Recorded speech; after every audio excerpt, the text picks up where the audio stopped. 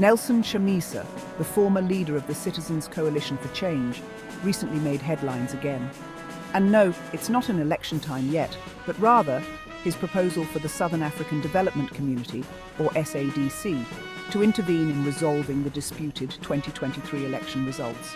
This proposal has, interestingly, sparked a wave of criticism. Why, you ask? Well, let's break it down. It's been about 9 months since the 2023 elections wrapped up, and according to critics like Douglas Mandaza, people have moved on. Chamisa, on the other hand, believes that without addressing these electoral discrepancies, participating in future elections like those scheduled for 2028 would be premature. His approach? To hold off on political engagement until these issues are resolved. But here's where it gets tricky.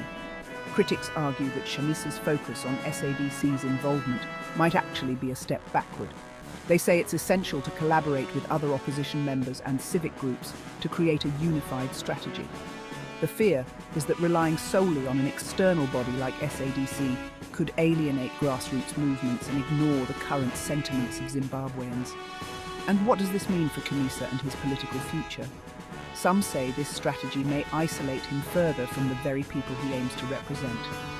Others believe it's a necessary step to ensure fairness and transparency in Zimbabwe's electoral process. So, what's your take? Is Chamisa's call for SADC intervention a strategic move or a political misstep? Is he truly out of touch with the people? Or is he the voice of reason in a politically turbulent time?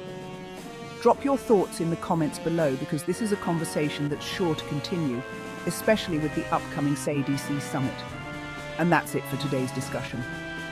If you found this analysis helpful, don't forget to like, share, and subscribe for more insights and updates. Until next time, keep questioning, keep debating, and stay informed. Thank you for watching.